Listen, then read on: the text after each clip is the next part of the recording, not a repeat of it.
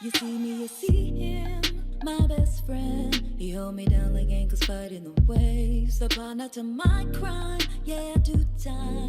Till I'm with you, I'll be counting the days. Yeah, ooh, been through so many things, but we always get through. Yeah, ooh, it ain't always perfect, but it's worth it. This is deeper than the surface. If I said I didn't love you, you and I know I've been frontin'. Wiped all my scars away like it was nothing. Took the parts of me I tried to hide to make them something, something. Like it was nothing. Ooh, so much, baby. Ooh, you know you drive me crazy. Ooh, you give me peace of mind. Ooh, let me tell you why. You make it easy, to take it easy. Feel so easy, easy to love. To take it easy, feel so easy, easy to love. I never thought that I would give it to you, but now I don't think it's the time, I won't do it. I think it's cause the way you talk to me, know how to say it without making me feel little. You're gracious even when you pop off on me. When you get done, I got a little something to drop off on you. Because you earned it with the time you took to put it that way. You got me liking to get put in my place. If I said I didn't love you, you and I know I've been frontin'. Wiped all my scars away like it was nothing. Took the parts of me I tried to hide to make them something, something. Like it was nothing. Ooh, so much, baby. Ooh, you know you drive me crazy. Ooh, you give me peace of mind.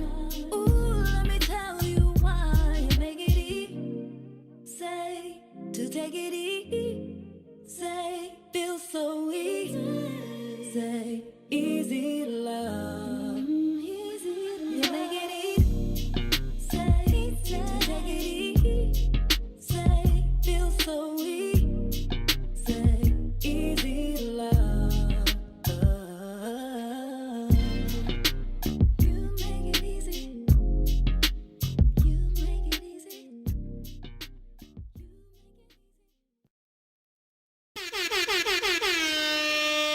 Peace. This is the Toure Muhammad Show, and I'm your host.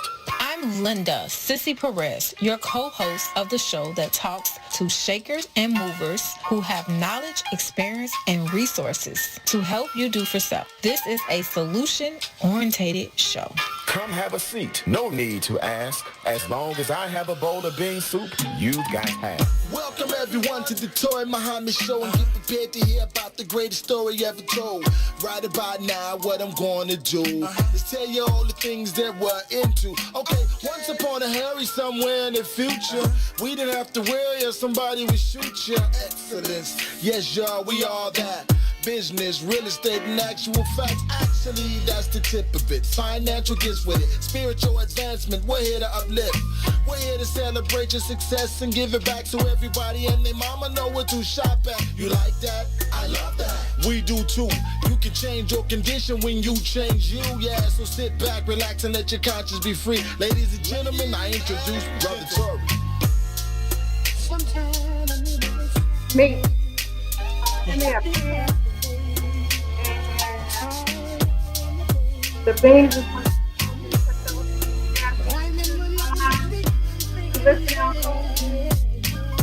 and my cell phone.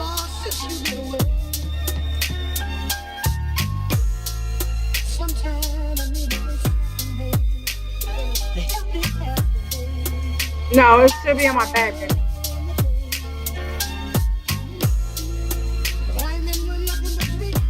I'm gonna let him know I have to get off 10 minutes before.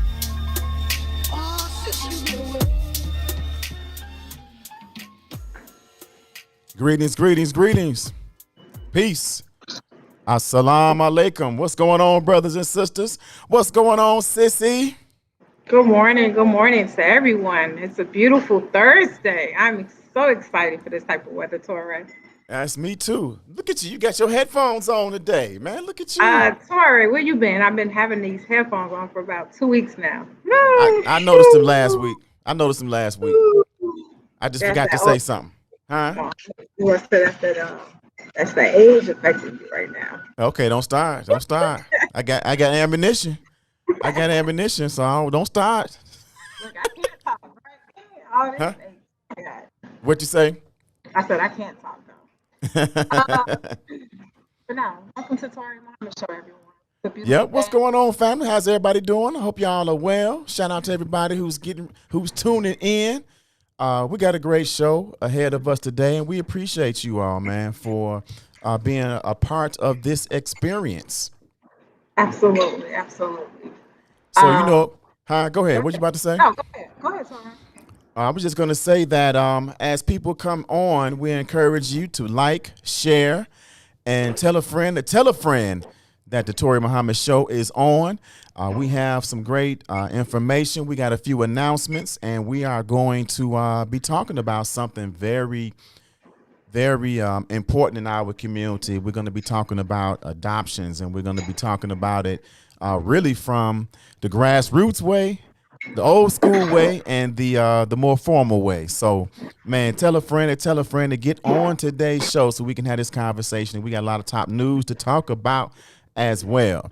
But the first thing we want to highlight, it's becoming a regular where first thing we talk about is what's going on at the taco bar. And we had some great people to come through and enjoy some tacos recently. So what was that experience like for you serving for that big group? Ron was in the building. Mary Q was in the building. Yes. Sadiq was in the building. Times. Ron, what you think about those tacos, man? I love them. I can't wait till next month when I'm off of April, Animal Free April. So you can try that shrimp and that salmon. I'm not doing That that chicken. chicken made too, y'all. Sadiq trying to trick us, man. He's trying to get us to go Sissy, another month. I need those shrimp tacos. But Man, they loved them. Sadiq, of course, he's unique and he's special to our group and our family. So Sadiq brought his own vegan shrimps in, and I don't think Ron's talking about those. I don't think Ron's talking about those. So that could be an option, Ron. It's the vegan shrimp. The vegan shrimp. So we had created that for Sadiq's specialty order, just to try it out for Sissy. I didn't even know you had that, Sissy. Yeah, it was just No, to try it Sadiq out. brought it. Sadiq brought it with him. Sadiq brought it and asked me to cook it and prepare it. So it was different. It was easy to season the way we would season our regular shrimp. It's just we have to look at the cost effect and see if we can buy it in bulk. So we got to see maybe where Surf Up maybe get their bulk of vegan shrimp from, plant-based shrimp from. Cause Surf Up are taking it fried up for you. Yeah, and we do grill. So and we're putting it on the taco and they don't. So it's a difference. But other than that, Tori, the group turned out like it was a beautiful to see people inside the Woodlawn, to see people dining in our establishments, and to see our people to support another Black-owned business in our community. That was so dope on Saturday to see that. Yes. And people were enjoying themselves. So we did a courtesy guacamole, which is on our catering menu. So we've been asked to put that on our menu permanently. So and we were going to do it. It's just the spacing or the timing. But now that we have our little home right here, that I'm comfortable, that I have a system, that we will be putting that on for our summer menu. So we're going to be adding new tacos to Sissy's Taco Bar. So we're going to be adding the sweet potato and the cauliflower taco for our vegan options of healthy eating style. And I tell people our tacos have an adult taste, a unique taste. It's a different taste. So we're bringing something new to our community, but still something familiar. Man, what you talking about adult taste? Your nephews love the tacos too. They do, but you have to have, I guess, a unique. They got you've trained them, so they have a little more of a mature palate anyway. They do Because I've never really, I really don't give my kids like McDonald's and Burger King or fast food. It's either home cooked or something similar to home cooked or a 5-star dining, you should say. So I do expose my kids, and I think that's the thing that we should all be exposed. Your children. When we travel. Yes, my children, Toure. Not my goats. So it's important that as people or as parents, that we expose our children at an early age. And it was amazing. Oh, they're going Toure. behind you. It was yeah, the other one said his back hurts. I said, I wonder where he gets that from. Right, My right. And his back feet. hurts. And his Yeah, feet. and his feet. We did all that shopping yesterday. But it's amazing to see Tavius to be in 4th grade running my PO system, multitasking so fast. You know, he's not moving like a turtle. He gets the restaurant. Restaurant is fast paced. You can't move like you at home cooking for your family. It's a fast pace. So to Look, see Tavius, you threw me on that cashier, and I had to ask him a couple of questions. How you do this? How you do that part? He went right to it. and so it's amazing how Toure, like the guy said, I'm here to do more than just sell tacos. And I am. And I believe my calling is to serve his community. So if it's through tacos, me talking to people, me interacting, it's showing. But the fruits that I'm putting right here on 79th, even to have my children inside of here working, it blew a 15 and a 16-year-old that my son was able to operate. She's like, man, he's smart. He knows how to get back change. He's operating the P. He's running to make smoothie. He's running back there to make the rice and the beans. And she was like, my 11-year-old don't even know, brother don't know how to add. So it's just amazing. But it starts from our home. It starts with us teaching our children first. And so, and it's really key important. And it was a chef that was in. He's like, man, you're doing an excellent job with your children and teaching your young men about business at an early age. And I feel proud, but it's like, this is what we're here for, is to teach. That's right. That's right. Hey, quick Oh. sidebar. Sabrina, I see your message, and my apologies for not sending you back a note, but you can walk in. Sabrina's the one who won the challenge last week for the Sean Michelle's homemade ice cream. Sabrina, all you have to do is put your arms back and walk like George Jefferson and walk right up in the Sean Michelle's homemade ice cream and tell them your name. Tell them you won the challenge on the Toure Muhammad show on What's in It for the Black People Media, and they got you. They got you. They're going to take care of you. And we already sent you. No, we sent them. We sent them her name, and we sent them Edward Steve name. So those are only two. Now you can walk in like that, but you're not gonna get some free ice cream for it. I'm just making sure you clear that up for the people.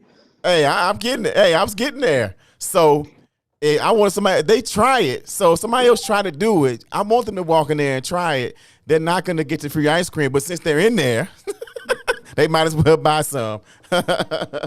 But Absolutely. Yeah, walk on in there and let them know. Just give them your name, Sabrina. We got you, and thank you for participating. I told y'all, man, you knew every location from the beginning stages. So we appreciate you. Well, you knew two of them. You mentioned two of them. But listen, Linda, you're talking about your nephews/sons. You're talking about your nephews.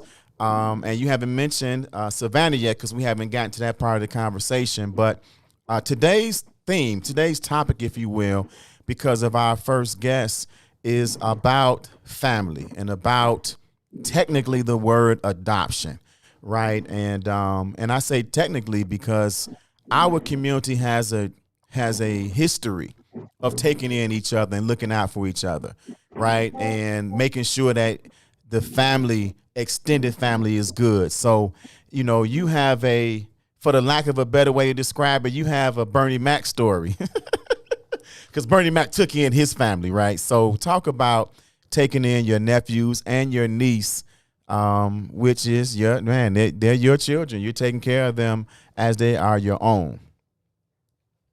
So you just want me to speak on it right now? Yeah, just talk about how that happened and how you came.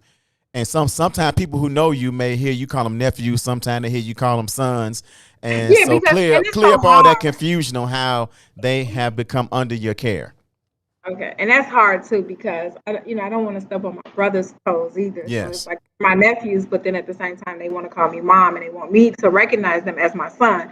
So it's like I'm doing what's best in the interest for my boys, because I am that caretaker. I am the one that's with them daily. They've been with me for over almost 5 years now. So I think I do earn the title, and we don't need a piece of paper to show who I am to them. And I'm explaining that to them because I do have their younger sister in my care now. And we had her ever since she was about 6 months. So she's been in my care since 6 months, and we're going through the adoption stage. And so, of course, they were feeling a certain way, like why we can't get adopted, and she's getting adopted. It's just a whole DCFS system, which is crap to me, especially from Utah. Utah really needs to work on their system, supporting people that take in children, giving them that support. They don't do anything. So, of course, I didn't want to lose my nephews into the system. When I heard that they were in the system, it took me about 4 days to locate them. And within that 4 days to locate my nephews, they already had them up for adoption.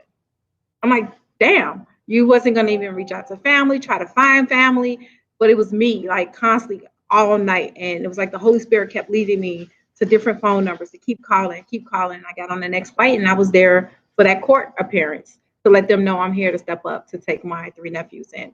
And it was my first time actually meeting them in person, but I always talked to them over the phone. But I didn't want them to be separated like me and my brothers, because that took place with me and my siblings where we got separated. And it was at the age of 12 and 13 where we got separated. So for the state to say you're not going to get separated or you guys are going to be as one, it's a lie. So I don't believe in the system, and I don't have no faith in that type of system. So I was not going to have them separated. I want to let them know they have family, they have someone that loves them, and that I will be there for them. And on my situation, and I think I have so much passion for it, Tori, a lot of people don't know this about it because I don't talk about it. When it was for my family to step up to get us, they refused to get us because it was 3 of us, too many, too much. Of course, my grandmother stepped up, but she got almost crucified by her own children. Why are you taking in 3 kids? It's not yours. Too much on you. So it's real close to me, because no one really fought for us growing up. It was like, oh, that's, my mom's name is Linda. That's Linda's children. They'll be all right. I didn't want that to happen. And it affected me and my brothers, our relationship to this day of that time away from each other. So I wanted them to know each other and to let them know that they have family. No matter what the situation, no matter what the storm comes, things could be greater, especially my oldest, that's 11. Actually, he just made 12. Sorry. If he heard me say that, he'll be flipping around here right now. But he's 12. And when I first got him, he missed the whole first year of first grade. So he has an IPE. He was behind. It was my job to work with him. The boy is a genius now. And I told him he has a testimony. And no matter what comes our way, it's a tool to make us stronger. And sometimes people play the victim so much that I'm the victim. Oh, my childhood was this. Use that as a tool and empower yourself and show people that you can overcome anything. And that's what I want these 3 young men in my house to understand. It doesn't matter what your childhood or what laid out. It's the things that how he put you with someone to give you the lessons and teach you what you need to guide you through your journey. And things happen for a reason. And that's how I had to look at my life. I was taken from my parents for a reason. I'm kind of glad. I was taken away from my grandmother for a reason. I was kind of glad, because look at the people that he put around me and surrounded me with a village of people, but people to deposit information or deposit what they saw in me. I had people put me in school at an early age. I had people saw me with the talent of childcare at the age of 12, take me around different centers. So those people invested in me, and it's my turn to give it back. It's my opportunity to give it back to those around me, especially my own family, to overcome those obstacles in our life. So I look at my journey as a blessing and not a curse or not a disappointment, but he took me from one situation to another because I needed to go through that part of the journey, and it made me who I am and my character, who I am today, Toure. And that's why I have a passion when it comes to our children. That's why I have a passion when it comes to our community of giving back, giving information, because it was given to me.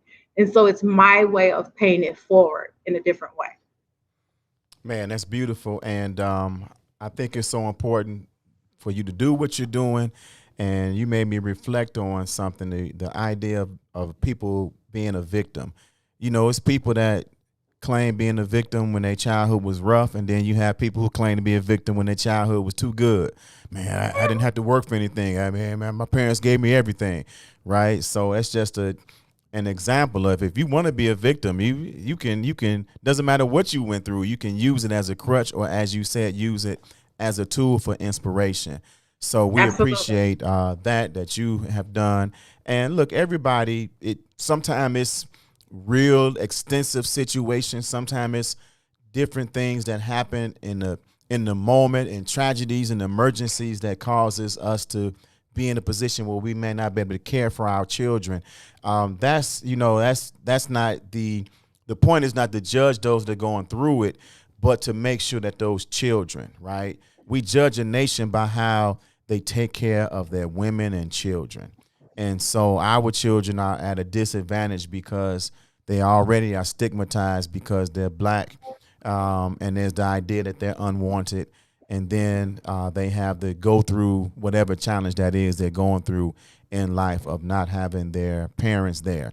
So, again, I applaud you for that.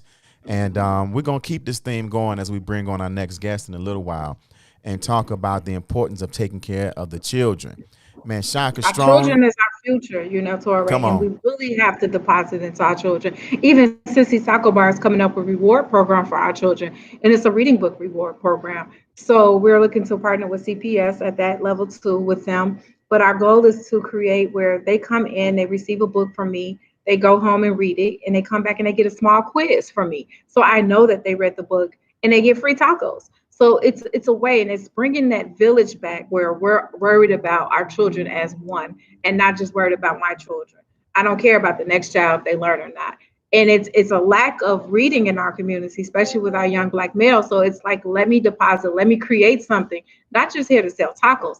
Of course, it makes money or it has a benefit, but I tell people, I'm upside down right now, Sissy Taco Bar. And then people know in restaurant, it takes 3, 4 years before you even get out that hole. So my goal is to deposit into our children while I'm operating, sitting up or setting up Sissy Taco Bar. But our thing is to come up by September is to have a reading program for our children. And of course, I've been buying books. So if people want to donate book about our culture for all grade levels, we'll take books. Once they're in good condition, we'll take new books. But that's our vision and that's our goal is to get a reading program started with Sissy Taco Bar as well. Man, that's absolutely beautiful.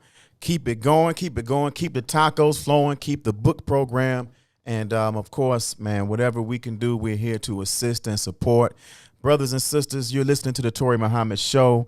We're talking about taking in family and making sure family is secure. If you have any experience, man, if you from either end, you got taken in or you have taken someone in, whether it's formally, or whether you looking out for a cousin, a nephew, or something like that, or whether you've done it through foster care or anything, man, share in the comments if you want to talk about it, if you want to highlight your experience.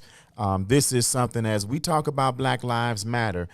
This is one of those core things. We absolutely know that people outside of our community should respect our lives and they should matter. But we also have to take some responsibility as well and look at how we can make sure that we are sending the right message to our community, to our children, that their lives matter.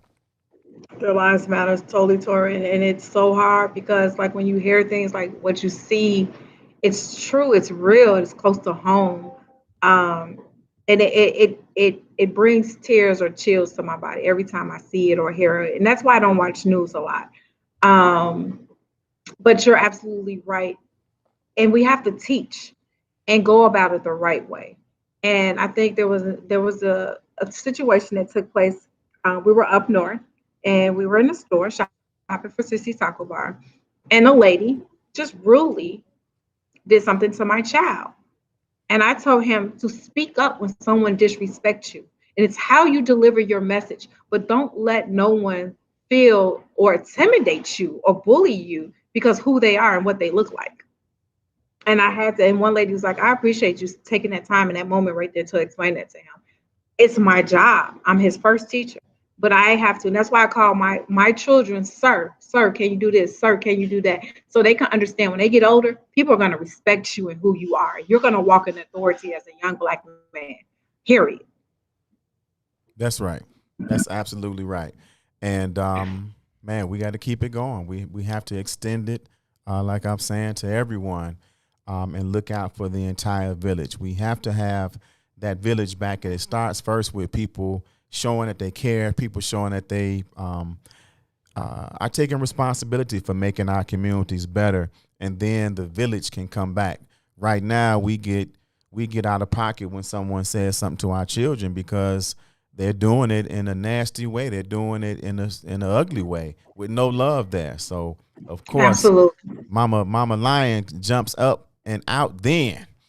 And everyone who is observing Ramadan, you made me think about Ramadan when I saw you take that drink. Ramadan Mubarak to all my Muslim community and family who may be tuning in. This is the holy month of Ramadan, and we're striving to not eat or drink during the daylight hours. And so it's enjoyable to live vicariously through others as they sip on something. As I wait till the sun goes down tonight. But it is a wonderful thing, a great level of discipline. And if anybody wants to know more about it, man, just ask, just let us know. You know, it's an incredible Well, thing. Toure, I'm still waiting on a phone call. Yes, so we'll talk about that offline, and I'll get on top of that, and so we'll make sure that happens. And man, so look, we got a great guest coming up, but before we get her online to talk about the whole idea of adoptions and the importance and value in it, she's going to talk about her journey. But first, we want to give some real quick announcements. We already talked about the winners and how they can access their thing, but I want to make sure people know about the Moxie. It's a co-working space. It's in the South Loop, and you can get a free day pass to check it out, see the environment. We know we're still breaking out of the COVID restrictions, and you may have clients that you need to meet somewhere. And hey, McDonald's and other, the Starbucks, those places where you normally would meet someone is not available right now. You don't want to bring them to your home. So if you want to make sure you keep that professionalism, it may be time to get that co-working space as everything else opens up. And so in the South Loop, you can check out Moxie. Go to their website, Moxie, MOXE, Chicago.com, and you can sign up for the free pass. Tell me you heard about on the Toure Muhammad show. And also make sure you check out Overflow Coffee. So this is a Black-owned co-working space and coffee spot. So check them out and enjoy the experience. And if it's your birthday today, you can check out Brown Sugar Bakery. Stop by there and get you a cupcake. If it's your birthday, you can get one. And it's beautiful out today to stop at Brown Sugar Bakery too. Even if it's not your birthday, and they got the little pods outside. The boardwalk, so you can enjoy that. It's beautiful out. Make sure you guys come out and support. Walk down 79, Sissy Taco Bar. You got Dan Soul Food, Toure.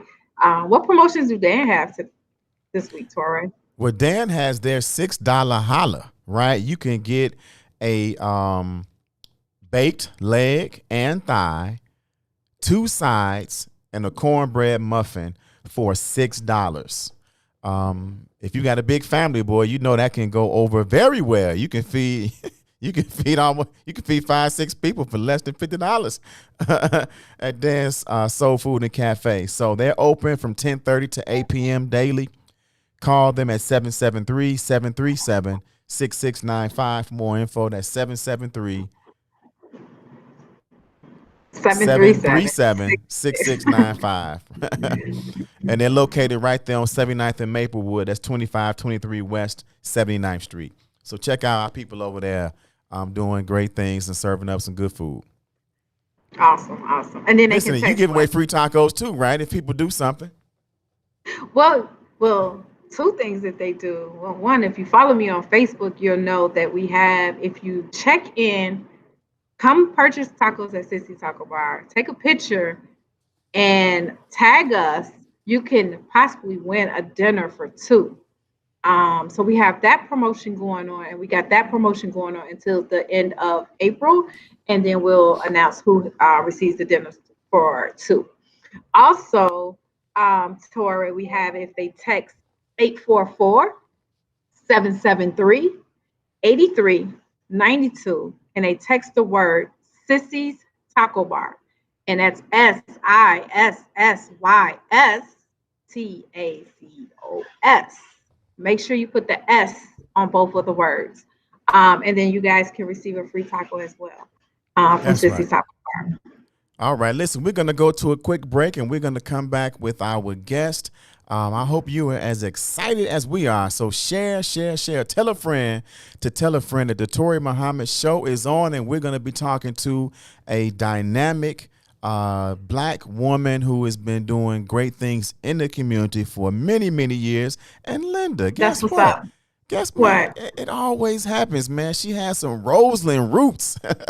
Man, She has some we've been having Roseland roots. strong So women from Roseland. that's right. So we're going to be right back with more of the Toure Muhammad Show, and we'll be back with our first guest. WIIFTBP. If I tell them to blow, I keep that metal close. That's how we ride in Chicago. Alderman Lopez, welcome back to the Maze Jackson Show. The mayor has a very peculiar way she's dealing with this, and I'm trying to understand, why does it seem like we're handling this with kid gloves? The reason that she's not going after the root cause, which is gangs, the reason she's not calling out the silent enablers, as I tweeted out the other day, is because those are many of the same people that she relied on to get elected. I'm talking about the not-for-profits, those that reach out for grants and try to be the intermediaries in a community to try and bridge some of these anti-violence groups, things of that nature. These organizations that say they're trying to build bridges oftentimes are the ones that are enabling the gang lifestyle and allowing it to go unchecked and not holding accountable the individuals causing the violence in the neighborhoods. Those same partners, which she funds, which she relies on, were unceremoniously all pimping themselves out at a press conference. Ooh. Saying nobody said a word about gangs, but what they did say is that we need more money for the programs that we offer to help stop the violence. And clearly for more money to go to organizations that are working against the residents of the city of Chicago. Alderman, how did y'all approve $37 million to go to one ward for violence prevention? $37 million? I don't think there's been a $37 million investment in anything black. When these amendments to the budget and when these programs come before us, and I've asked the last time that these were proposed by the administration, what metrics are we using to ensure that everyone with their hand out was not still enabling gangbangers in the middle of the night? And oftentimes have intervened on behalf of gangbangers, particularly in the Latino community. When you see in other communities, like the black community, when you start doling out contracts to, say, Metropolitan Family Services, and now they're responsible for doling out to organizations to come into neighborhoods like, for example, West Englewood, contract out to organizations that have no connection to a community, build no bridges to a neighborhood, but get $300,000 to stop violence. The most dangerous show in the morning.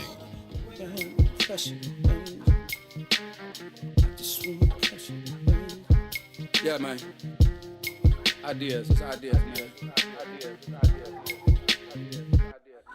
You don't have to find me. I'm walking right behind me. It's so clear to see that you wanna be free. You don't have to find me. I'm walking right behind you. It's so clear to see that you wanna be free. Let's go. Standing my ground, I can't mess around now. It's like my time is in a bottle, captured by your love. Yeah. Now I know women's got this thing going on. We can't stay around so long, but I wanna come correct. Baby, get your foot off my neck. You don't have to find me. I'm walking right behind thee. Understand clearly, yeah, that you wanna be free. It's the time that you spend making me think within. Is the trust still beginning? Fade away from beginning of the day. I can see you trembling times, and I can see you wondering mind. Is it me considered? Is you that's with it? See, you don't have to find me. All right. We are back. The Toure Muhammad Show. The train is still running, baby. And we are so excited for our next guest. Brothers and sisters, this is Toure Muhammad. We I'm here with Linda Perez, Linda Sissy Perez, owner of Sissy's Taco Bar, and we're gonna talk to a wonderful young lady. I met her a few years ago, and she's gonna talk about her adoption experience. She's going to talk about her adoption experience. She has some great things coming up that we're going to get into. But first, I want to acknowledge her professionalism, her business acumen. She has been shaking and moving in Chicago for a few years now. She is the founder and president of Brown Farmer Media Group. It's a full-service Chicago-based communications firm, and some of the great people we've had on this show is because of her. And she established that in 2014, and she started in media at NBC. She was at WGN, but I'm letting her get into her story. But I just want you to know that, as we always say, we bring you incredible shakers and movers to the Toure Muhammad Show. And she is no exception. We have Deborah Olivia Farmer here on the Toure Muhammad Show. Hey, good afternoon. How are you guys? Good. Go good. Fantastic. Man, before we get started, hold on, Toure. Yes. I see the purple. I see we got something in common. It's the purple in the background, and then I got that same picture of the elephant. I'm sorry. Okay, yes. Sure do. Yes, I love it. Yeah, we'll talk about why she got the elephant behind her. I suspect, I have a sneaky suspicion. You got a sneaky suspicion there, huh? Yeah, it goes with that red too that she got on, Linda. Right. Man, the sororities, man, is the black woman is all over the world, boy. From the White House to the Black House here at Wakanda land. That's right. Yep. So talk to us. First of all, we appreciate you coming on the show. And this is different because you're usually getting guests on my show, and now you are the guest on the show. Look at here. The roles have reversed, right? So now I'm in the hot seat, right? That's right. Yeah. That's right. And that's how it actually started with me always trying to connect with you to get people on when I was working for SCIU or Congressman Rush. And I mean, that's why you got to always treat people right, because you never know what the circles and what the happenings are going to be next. Absolutely. You know, we go way back. You're being very gracious by saying just a few years. You know, I knew you from my WGN days. I mean, I worked at WGN in the late 90s and then went over to NBC in 2006. So I've known you for quite some time. So thank you very much. First off, I want to say I'm so excited to be in the hot seat to talk about this very important topic about adoption. So I really appreciate you, and nice to meet you, Linda. Thank you very much for having me on the show. Yeah. You remember you met Linda at WVON a few years ago. Okay. Yeah, we were doing something together. We were both on the same show at one time. Okay, fantastic. Well, nice to see you again, Linda. Yeah, absolutely. Same here. So go ahead, Linda. Tell us a little bit about yourself and where you're from. Sure. And how did you get into the media? Sure. So I am born and raised south side of Chicago. I actually was born at Jackson Park Hospital, so I want to make certain that I rep, the southeast side. I did grow up in the Roseland community. I know that was one of the things that you all mentioned right off the top. So very proud of my Chicago roots. In my childhood years, lived on the south side, but then we moved to Riverdale, where actually I grew up in my teenage years. Okay. And so growing up in Riverdale, I went to General George S. Patton Grammar School and then went on to Thornton Township High School. And so to answer your question, how I got into the media, we had a radio and television program in high school that I fell in love with the media industry. Having that hands-on experience in high school, I went on to Lewis University, where I majored in radio and television broadcasting. So 4 years at Lewis, immediately after graduation, I started working at WGN Television, where I worked for close to 12 years. After leaving WGN, I went on to NBC5, where I served as the face of the station, sort of the bridge, if you will, between the station and the community. And so again, a lot of my work is media, but my heart is commitment to community. And so, as mentioned in the bio, I started my communications firm in 2014, where we work with clients to elevate their brands. So it's really cool to actually be on the other side of the camera here, where I'm usually, prepping clients for media interviews, and now I'm in the position to respond to your questions. So thank you. Awesome. That is beautiful. It Thank Got a you. question, is. Toure? Yes, absolutely. So tell us about, I don't know if you heard some of the conversation with Linda, but this is something dear to her because she has taken in her nephews and her niece. So just Yes. start talking about your journey to Joshua. I've listened to an interview, and you mentioned how this was something you always wanted to do, but talk about Joshua and what he means to you. Sure. So, Linda, first off, I commend you for opening up your home and your heart to family. That's actually where it started. Most people, when they think about adoption in the process that I went through, it was formal by way of the legal system, right? But we've been adopting family members since the beginning of time. And so I commend you for doing that. When you think about, growing up, you may have had a cousin that lived with you. There was no legal adoption, but that, family member was adopted into your home through love. And so my process actually began in the 90s when I was at WGN. I had connected with an organization called UCAN. And so through the UCAN organization, I started mentoring a young lady that was actually in foster care. And so that's where I learned about the foster care system through my opportunity to mentor her. It really started as a 1-year commitment where I was literally to just help her with her homework on the weekends. And I adopted her into my family. So that was, I'm sorry? That's beautiful. Thank you. Yeah. So again, that's how I actually found out about foster care. So I knew, in the 90s that I wanted to foster a child and one day to adopt a child. And so to my process to Joshua, I got married later in life. And in that, I was hoping to have biological children. That did not happen for me, but I always knew that I wanted to foster a child and one day adopt a child. So that's how I came to get Joshua into my life. We went through an agency called One Hope United, where Joshua was a sibling of 2 other kids that were in foster care.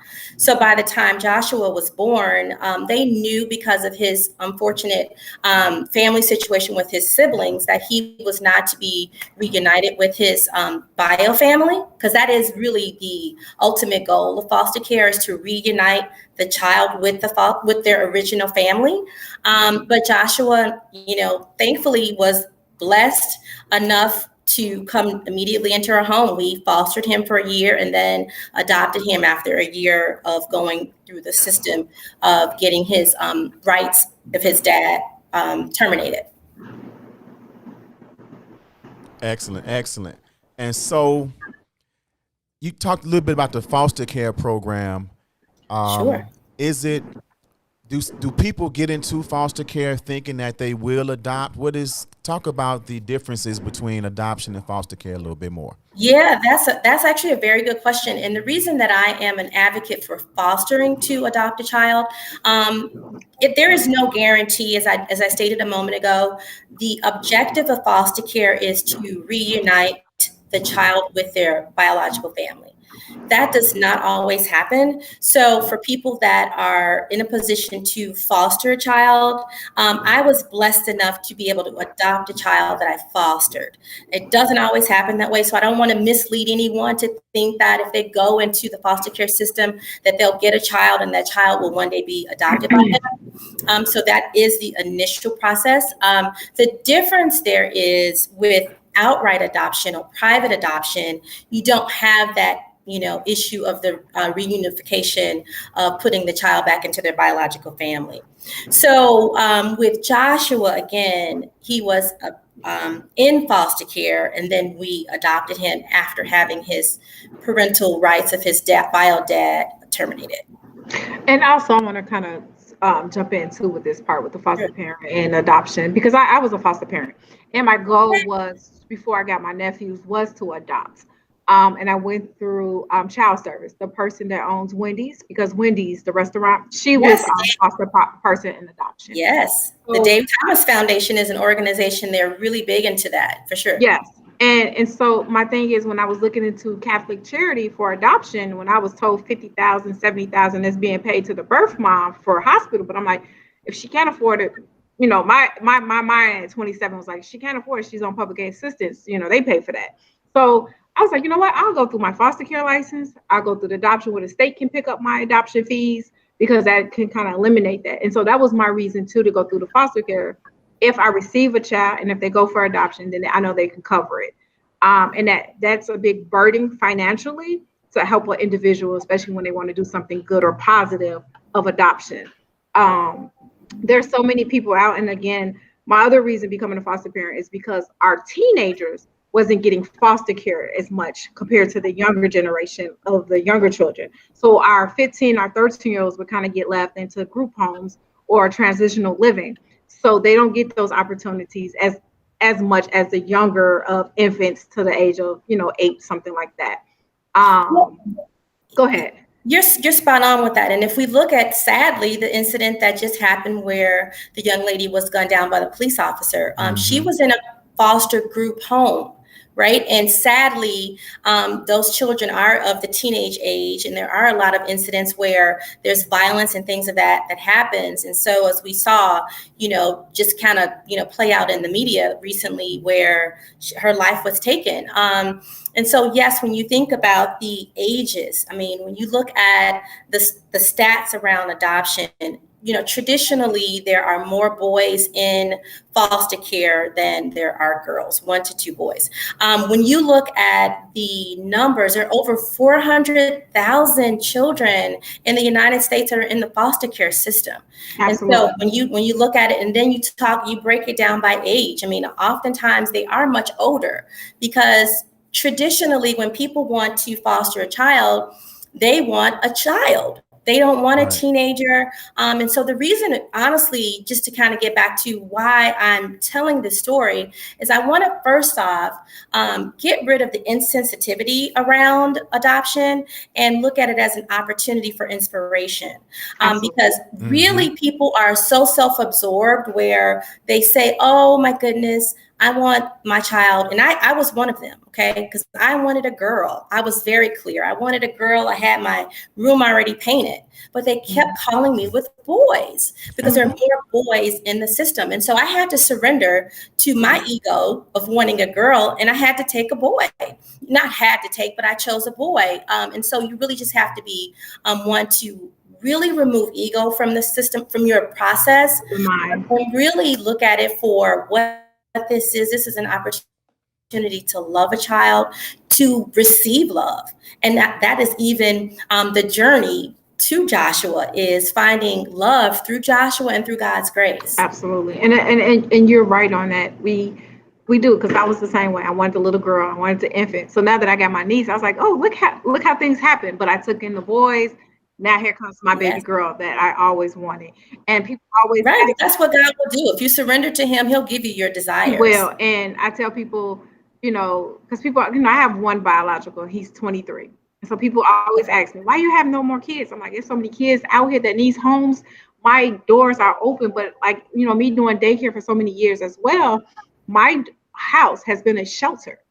Not legally, but it's resolving girls that I've dealt with in daycare when they were younger. Parents kicked them out at the age of 12, 13, 15, 16, pregnant at a teenager. They've come to my home, but it's me becoming a mentor to them at that time now.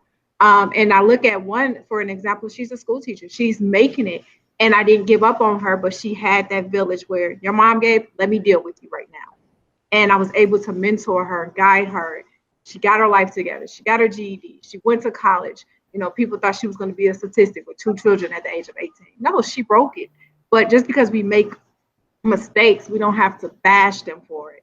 Just embrace them and love them and show them that there's a way out of it. But you're absolutely right. If we surrender to him, he'll give us everything that we want and much more. We're talking a different Yes. angle of Black Lives Matter here on the Toure Muhammad Show. The theme I put out there was Black Lives Matter, adopt a child, change the world. And that's really the theme and motto I took from Deborah and her, some of the materials that she sent over here to us. And I want to read this quick stat.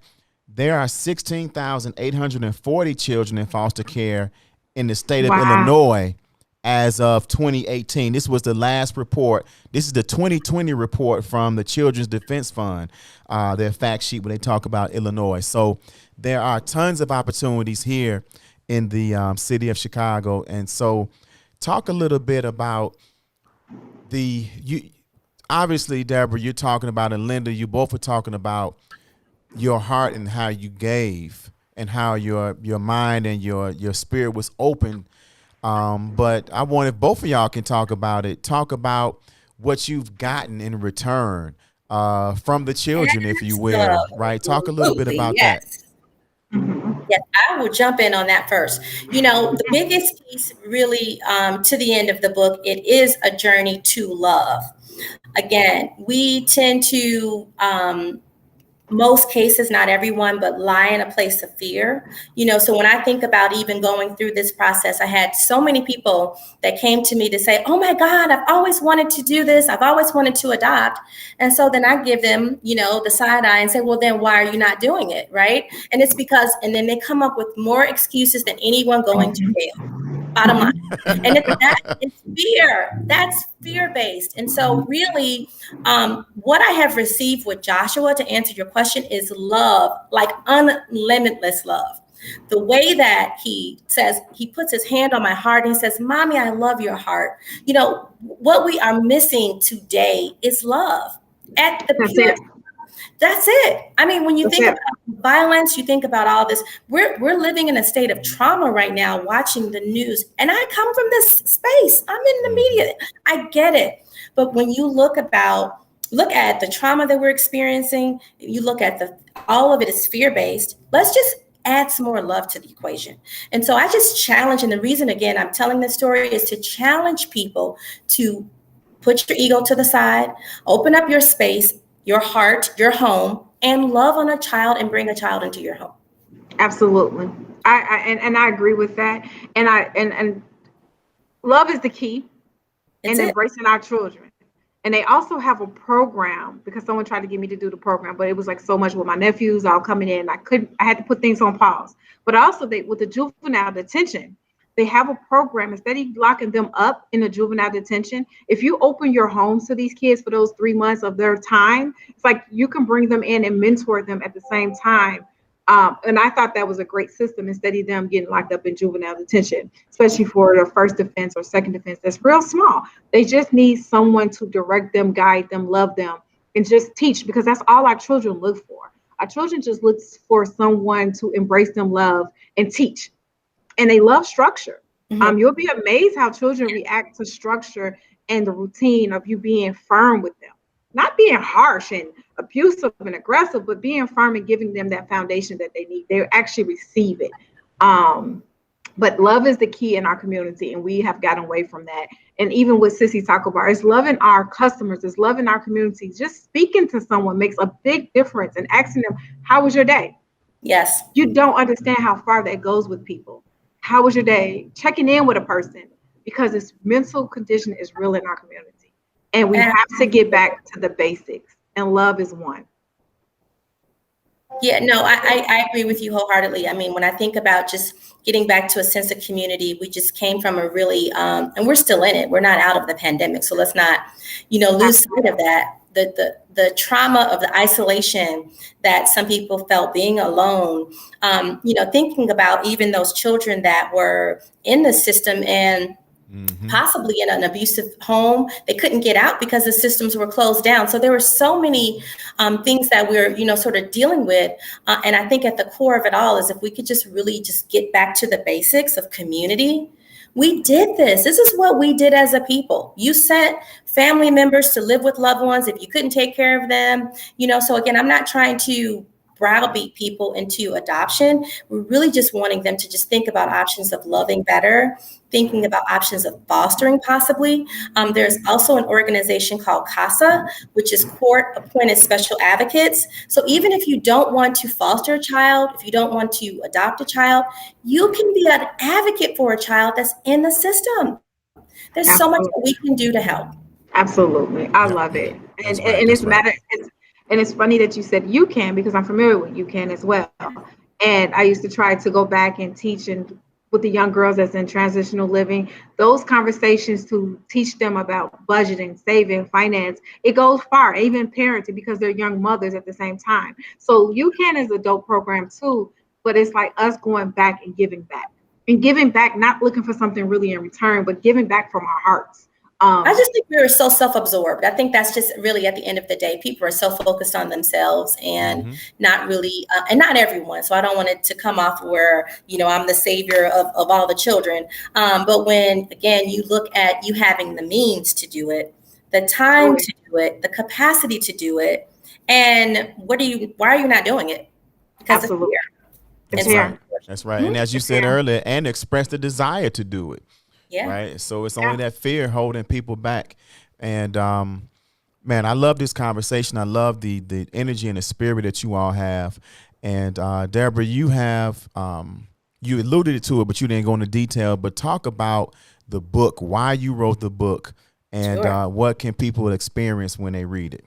Yeah, thank you. So initially, when I started the process to the book, it came from a place of, I'm not going to say pain, but maybe even confusion.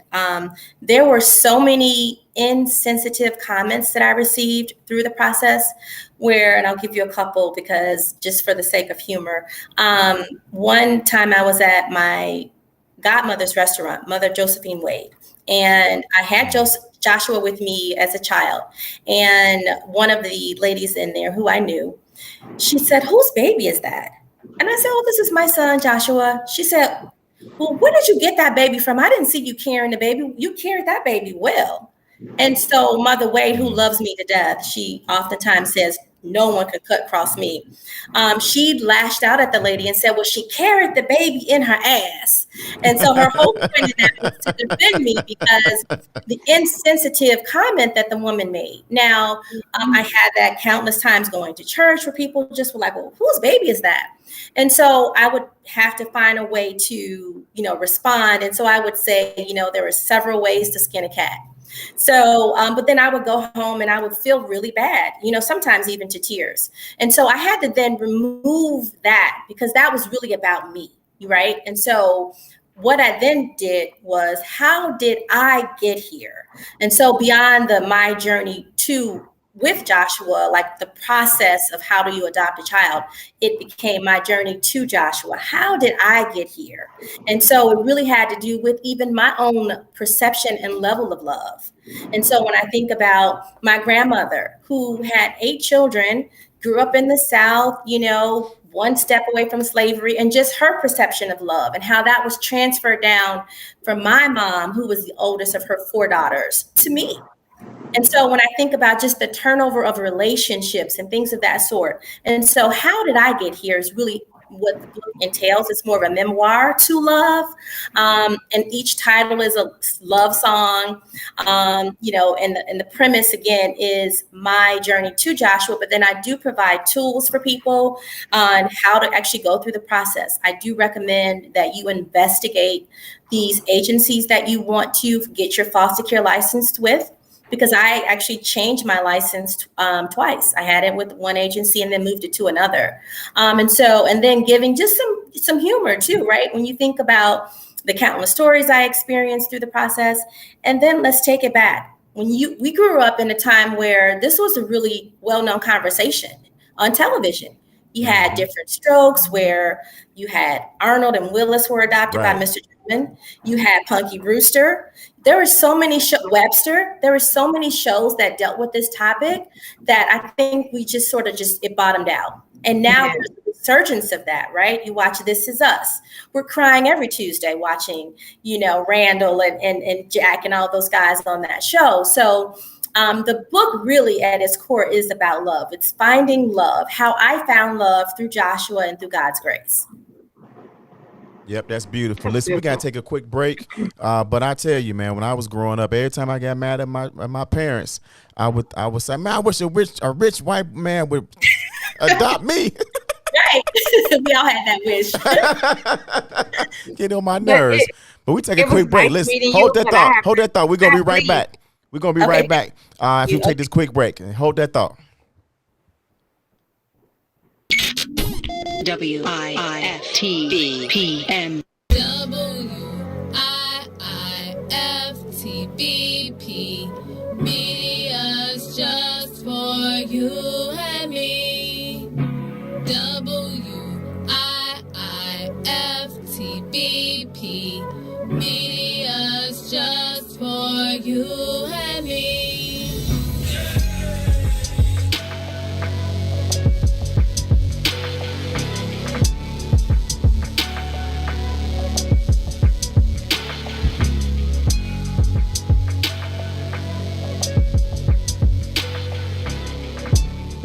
Introducing your trusted source for high-quality Black emojis, better known as Blackmoji. We believe Black is beautiful, and that beauty should be reflected in the digital market. Now there is an app that does just that, starting with Black Greek letter organizations. Blackmoji D9 offers more than an emoji app. It is a cultural experience of Black excellence. Download the app in the Apple or Google Play Store to access a specially curated catalog of emojis representing the divine mind. Use the emojis to celebrate Black Greek events, acknowledge current events, support social causes, and learn about esteemed Black Greek members who blaze the trail of Black history.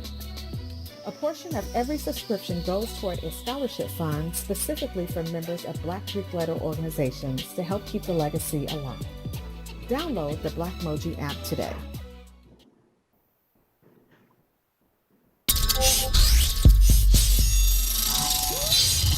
What's up, everybody? Welcome to the green side of things. It's your man, Sadiq. And Cassiopeia.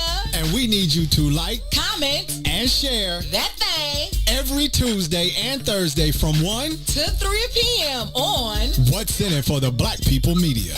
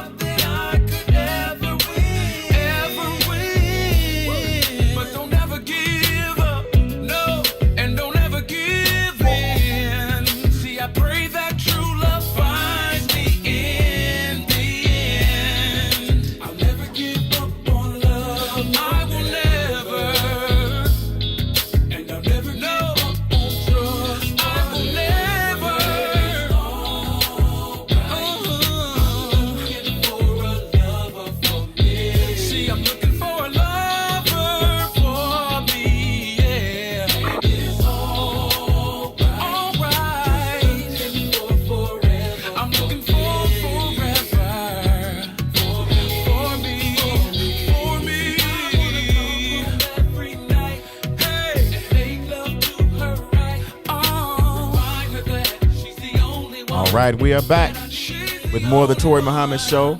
We have Deborah Olivier Farmer and my co-host Linda Perez, aka Sissy, and we're talking about another aspect of Black Lives Matter, Black children, Black youth who are in various situations where their parents cannot be there for them, their biological parents, and how important it is for us to wrap our hands around the village.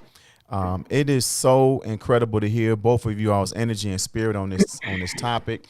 And Deborah, your talk about the book is not out yet, but people can get the book or they can pre-order. What can they do now if they are interested in hearing about your journey? Sure. Thank you. Well, the first thing I request that you do is to follow us on all social media platforms at myjourneytojoshua.com. You'll find the book where you can actually purchase it on a pre-sale. The book will be released next month in a couple of weeks for National Foster Care Month. So we decided to hold off and release the book in that month. Mm-hmm. So at this particular time, you can pre-sale. You can get it on the website at myjourneytojoshua.com. Man, beautiful.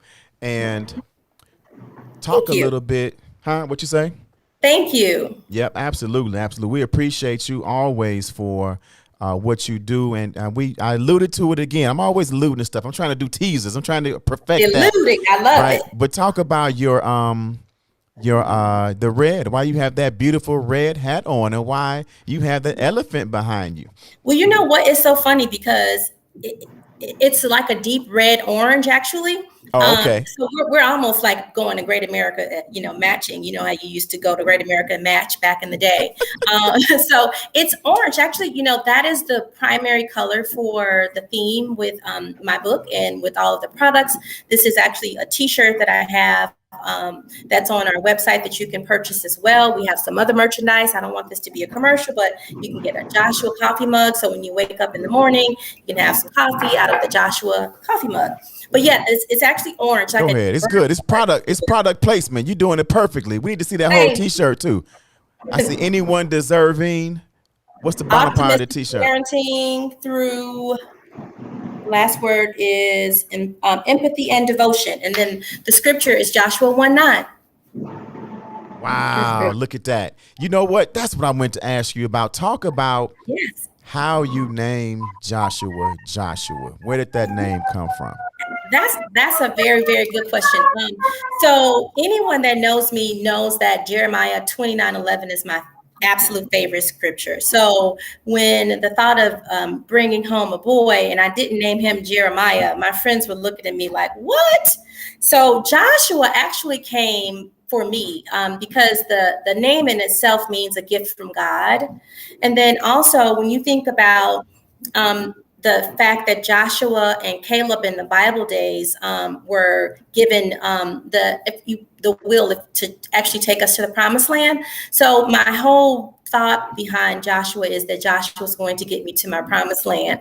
And so it was a gift from God, and that's why I named him Joshua. The scripture that we stand on is Joshua 1:9, which is be strong and be of good courage, for God is with you.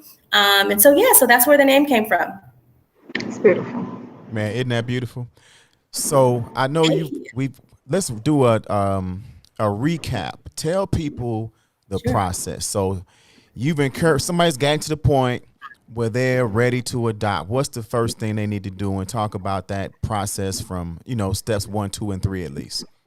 Sure. So, and it's funny because I'm actually, every time I do an interview or post something on social media, I find someone in my DM, saying, hey, I'm considering adoption. And so I've been taking people sort of through the process, holding their hands. The first thing that I say, and this is just for each person, is just to make certain that you have capacity in your heart, because that's where it starts. It doesn't start with if you have a big enough home or if you have, a two-seater or an SUV. It's really from a place of what can you hold in your heart to actually receive this child. My request is that you do your research on the agency. As I stated before, I actually transferred my license because they initially were like sending me, all types of scenarios that I was not, open to. And I just felt they were a little negligent to my case file. And so research your agency. Once you've settled on an agency, then you have to actually go through the process of fingerprinting. They do reference checks, background checks, and things of that sort.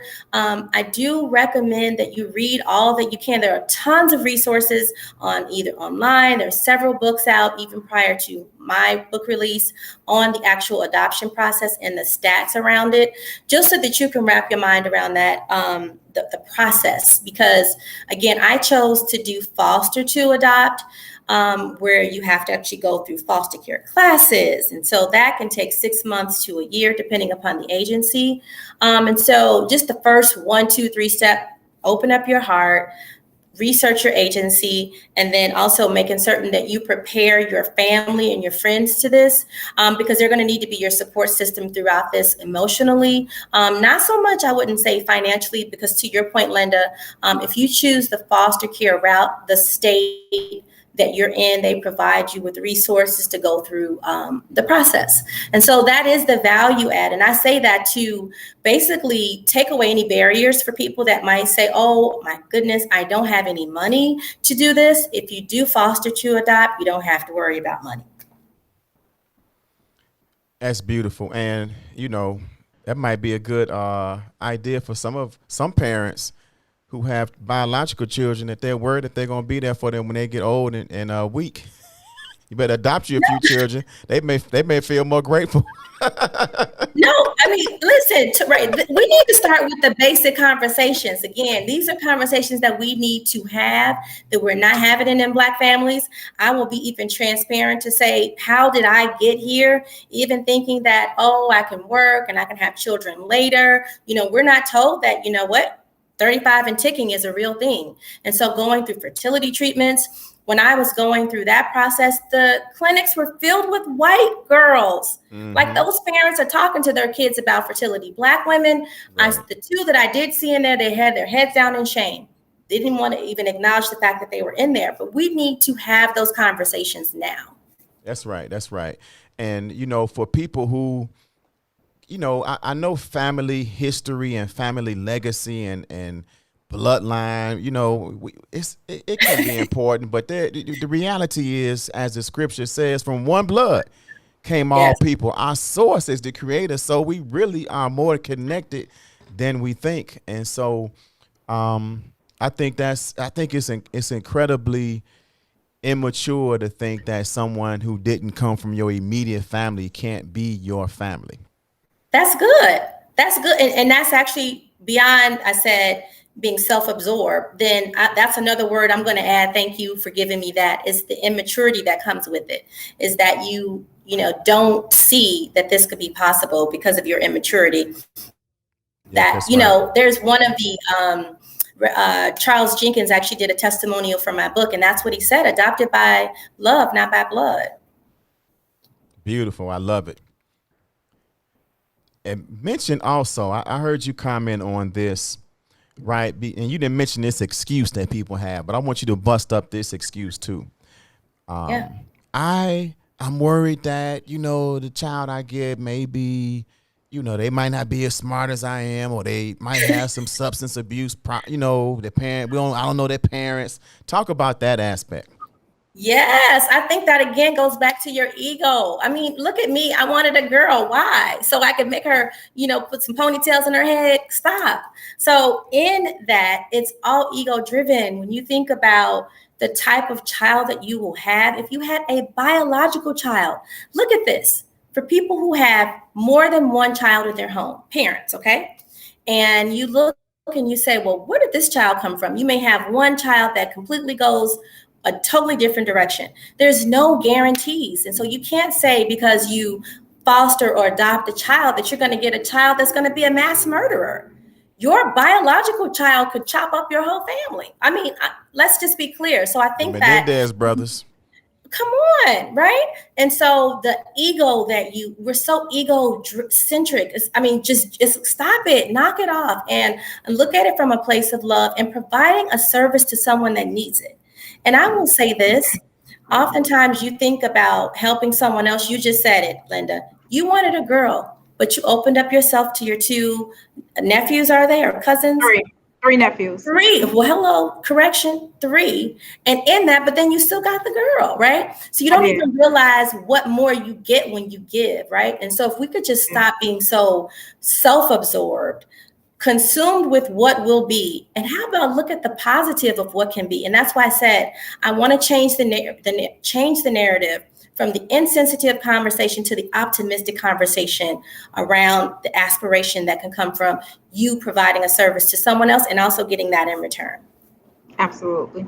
And guess what? You know, one thing too, my thing is he'll never give you what you can't handle or bear. For So sure. always remember that. If he's not going to give you that child, if you can't handle that child, For he's going to give you the one sure. that you can handle. For And sure. that's it. Even in my home daycare, like I'm selective on who I receive, but he gives me the ones I need. And we become family, but these children need that extra extended auntie, grandma, because they call me auntie or mama too. And they call my other worker, which is Miss Fuller, grandma. They need that. So they're missing that sometimes in their family. And it's just, I'm real selective. But to me, I feel God sends the children to my daycare that I need to be in encounter with, to teach and love, embrace. And they do come with challenges, but I'm able to break those challenges. But you're a challenge yourself. I think, again, we look at what they come with. Oh, they come with all this trauma. You come with trauma too, right? So stop. Absolutely. You know, come on. We need to stop. I just really want us to knock it off. Yeah. That's a good point. It does. Because we all got trauma. It's how we deal with it, but no one gave up on us. So let's not give up on our children and the next generation. And let's embrace that. And I love it. And I love my children. And I tell people, once you come in my Linda's Home Daycare, you become family, period. You can call me. I'm watching kids that I watched 10, 11 years ago. I'm watching their kids and their kids. Like, it's amazing how I'm going from generation to generation and their children is still coming back to me. I love it. That means I'm doing something, but I'm positive, but I'm embracing. And let's be clear in that too. I mean, because like yourself, I mean, you know, my mentee, she says I'm Lackawanna Blues, right? You know, my home is usually a safe space and safe haven for anyone that needs, you know, some sort of shelter in the time of distress. And so in that, that's just who you are. And that's clearly just who I am. And I have 6 godchildren. So this is nothing that I'm just making adoption like I'm carrying around an extra handbag. No, this is who I am. Yeah, and so my point is not everyone has that capacity. So all I ask and challenge people to do is whatever capacity you have, do that. If it's not for you to bring a child into your home, okay, I don't want to browbeat you into that. But if you do have capacity to maybe donate to the Dave Thomas Foundation, what about the Willie Moore Jr. Foundation? Willie Moore Jr. is an advocate for adoption. He was adopted. So there's so many other ways that you can provide a service. And so we don't have the tragic situations like we just saw, you know, played out in the news with this young lady that was killed in this foster home. She was in a foster home, guys. Come on. And it's sad, but I remember I was 17. I was visiting my grandmother in Roseland. No, I was 18. Visiting my grandmother in Roseland, and there was a semi-foster group home where they had a person live in. And it was sad because they had no control over the young men. But I witnessed that one of the little boys that was 8 years old get shot. And it's like, wow. And I'm like, he was put there for safety, but his life was taken because of lack of staffing or lack of the program. And so if we can even get the kids in the smallest situation, home environments, to foster care, to adoption, that's even better. Because sometimes some bigger groups can cause like conflictions, or it's not well supervised. And I witnessed that. So when I saw that, it made me connect when I saw that at 18 for the little boy that was 8 years old, get his life taken just because there was no supervision. They shouldn't even been out at midnight, but they're running wild. So again, it comes back to the programs that are in place and fighting for our children, even making sure that these programs, even now you got Maryville case of sexual assault by father. These cases are severe, but it's like we as people need to take our children in and not put them in these bigger environments where they can get hurt or sexual abuse or become victims even more. Yeah, those the foster group homes can be a challenge. I don't know about the situation in Ohio, but I recall in high school there was a girls' foster group home in my neighborhood, and that was the magnet for all the boys, and it was all the the boys that didn't have no good intention for none of the girls in that home, right? So they were just attracted to it and trying to figure out any kind of way to get them girls out of that house.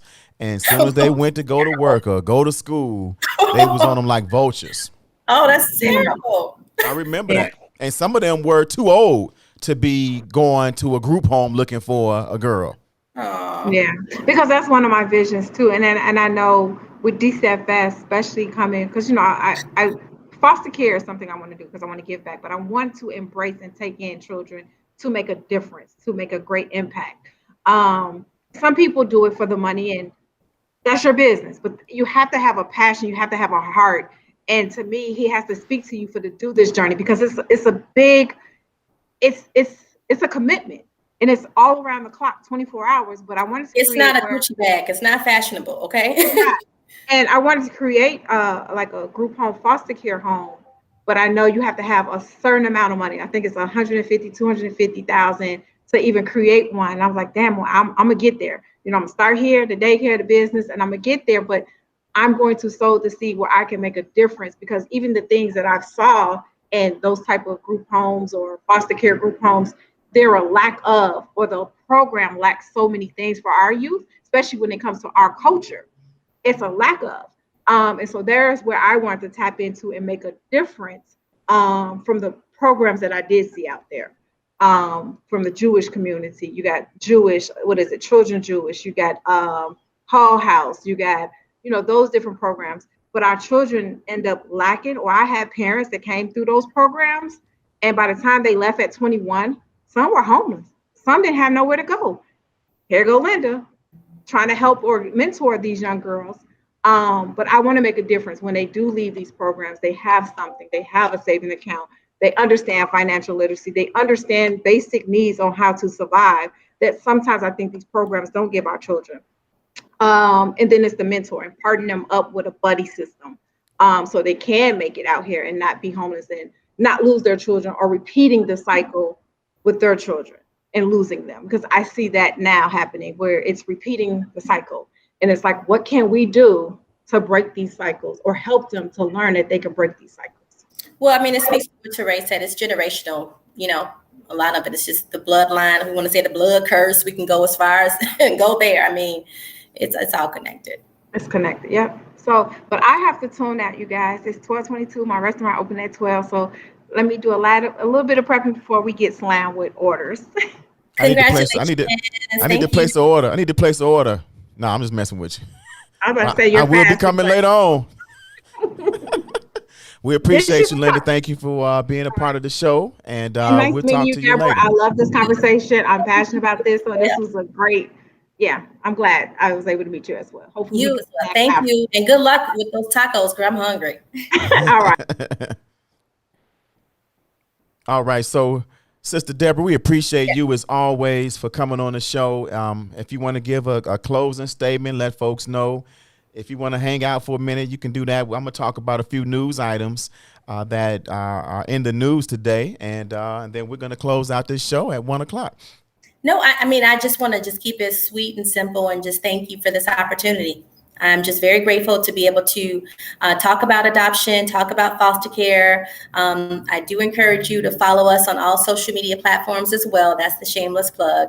And then also to go to our website at myjourneytojoshua.com.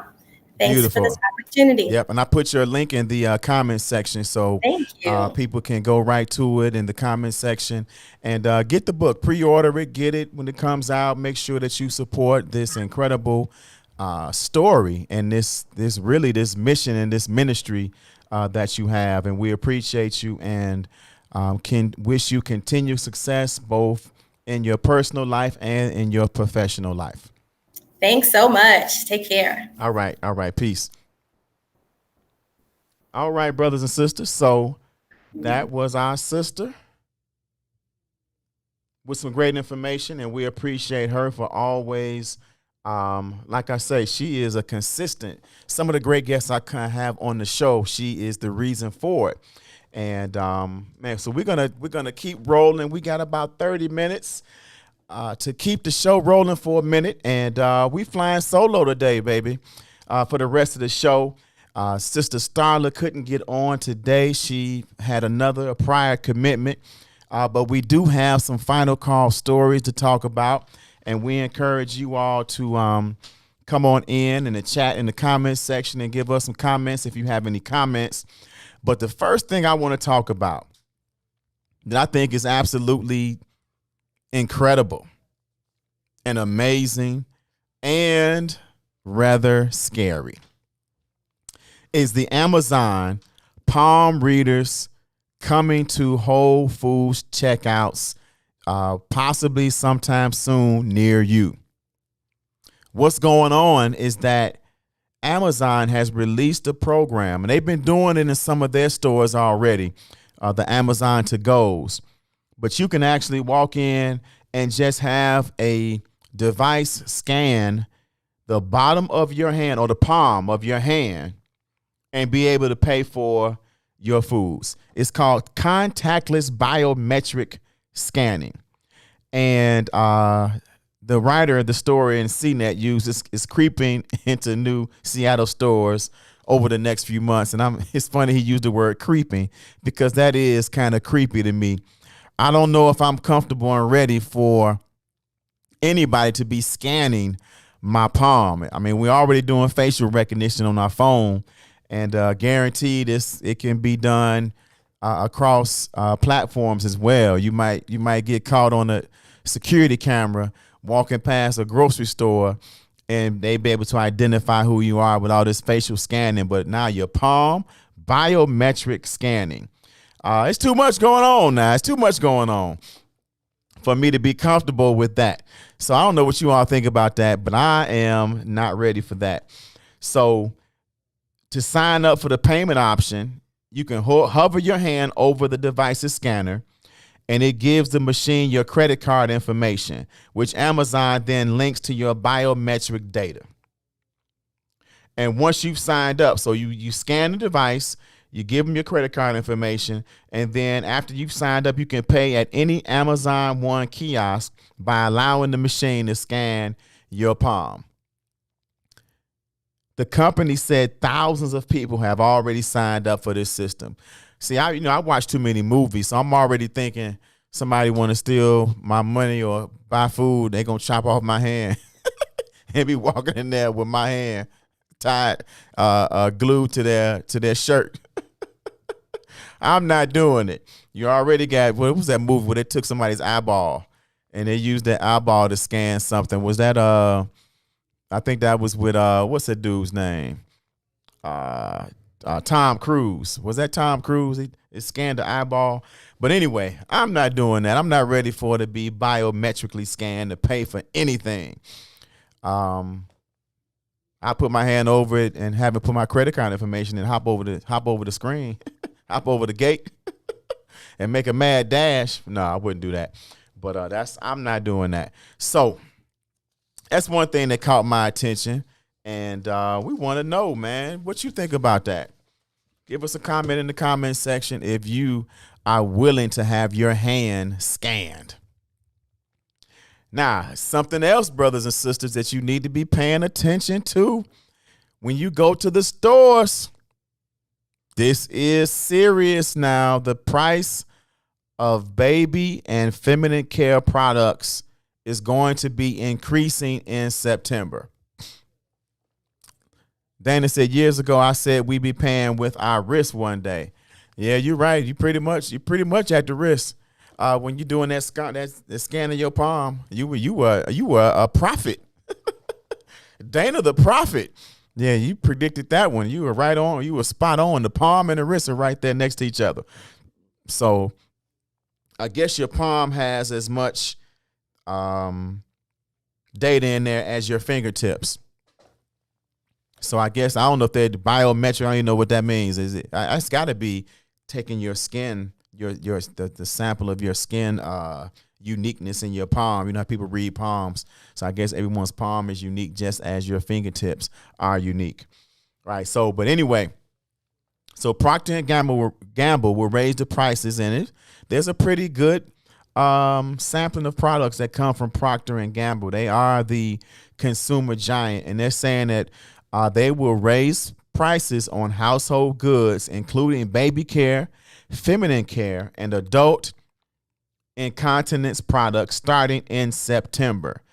They're joining a group of companies that are charging more for brand name products to offset the rising commodity costs. So we're going to talk about this in a little bit and what you should be ready for to make sure if you have a tight budget, that you may have to do some alterations. But we're going to be right back with more of the Toure Muhammad Show after this quick break. WIIFTBP. The Chicago Legal Network is the collaboration of attorneys that concentrate in many areas of the law most needed in Chicago neighborhoods. The CLN lawyers focus on personal injury, criminal defense, and other issues. The CLN lawyers all average over 20 years of legal experience and are dedicated to helping the Chicago community. The Chicago Legal Network is committed to developing black lawyers through mentorship and co-representation. So if you were injured in a car accident, slip and fall, or injured on the job, or you need assistance with criminal defense, including driving violations and DUI, check out ChicagoLegalNetwork.com for more information or call 773-912-3545. 773-912-3545. Sissy's Taco Bar Pop-Up is back with more hours and more days. Check them out at their new pop-up location at the Woodlawn, located 1200 East 79th Street. Sissy's Taco Bar offers authentic street tacos infused with international soul. Now every Tuesday, Thursday, Friday, and Saturday at the Woodlawn from 12 p.m. to 7 p.m. New vegan tacos have been added to the menu too. Visit sissytacobar.com for more info.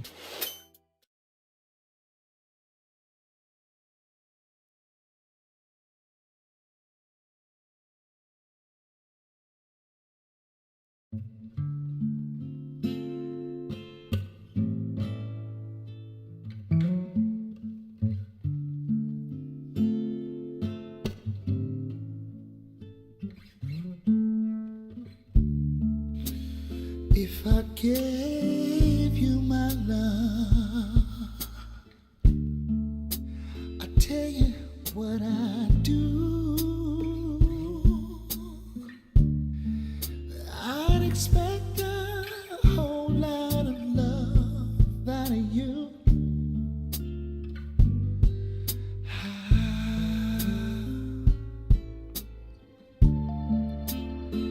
You got to treat me good, and I'll be good to you. There's a whole lot of things you and I could do, baby.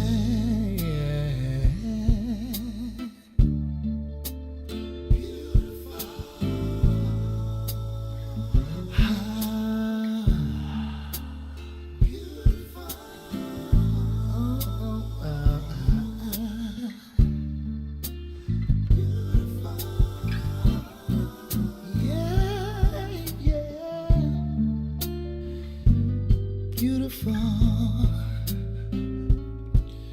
when you get right down to it, yeah.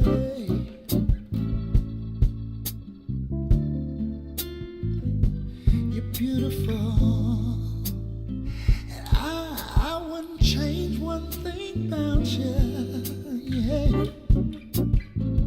Oh, 'cause you're beautiful. I don't mind telling the world about you, yeah.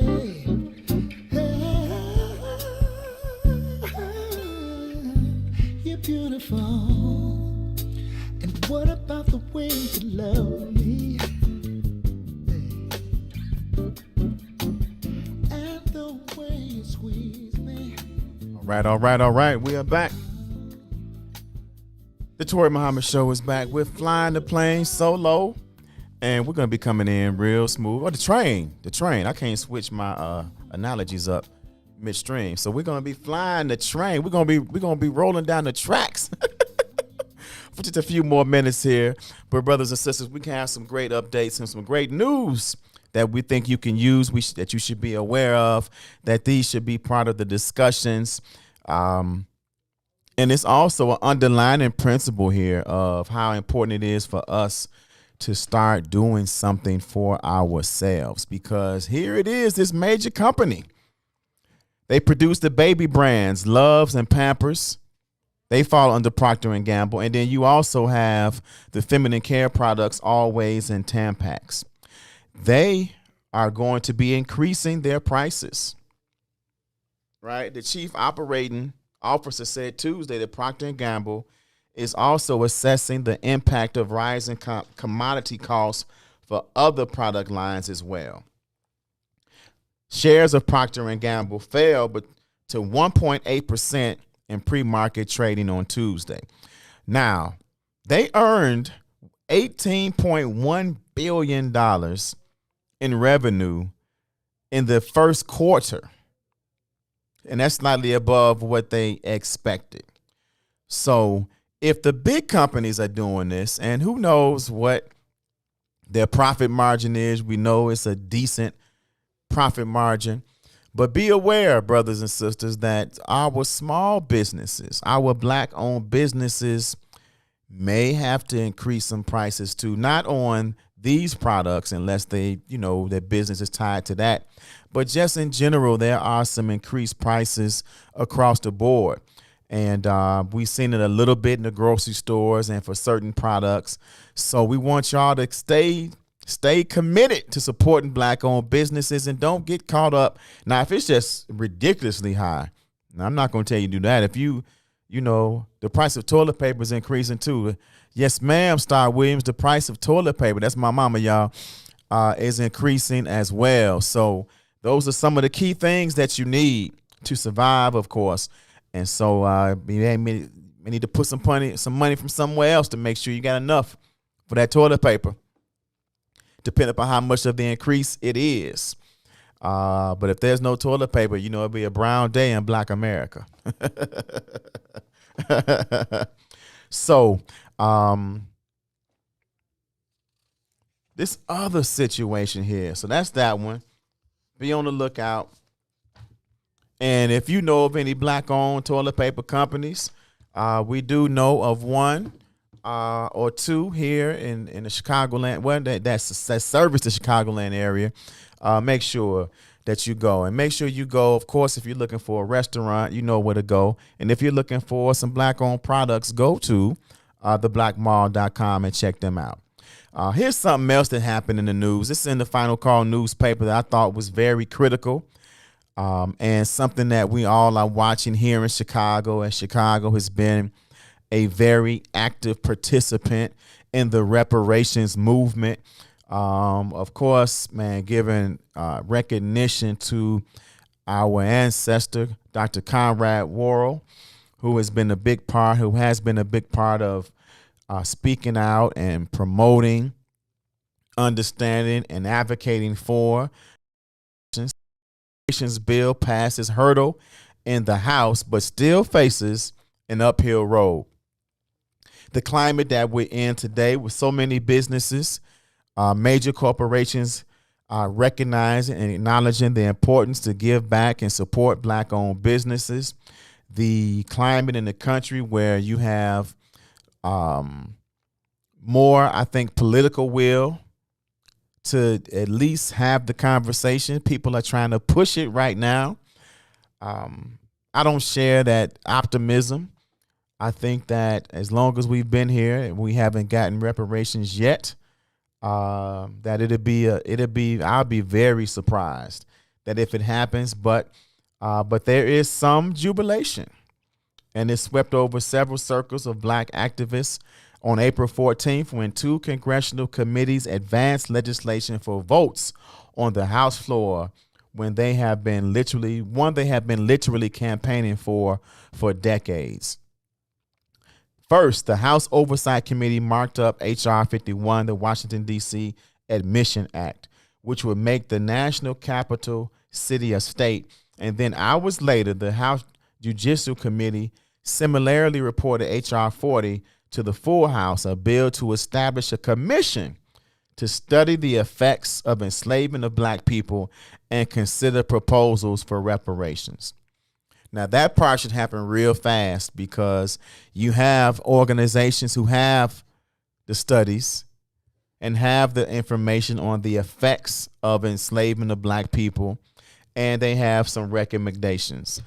So the judiciary vote was a major victory for advocates of reparative justice who have labored since 1989, when Representative John Conyers out of Michigan, Detroit, first introduced the measure to win support for redressing the lingering effects of the enslavement of black people in this country.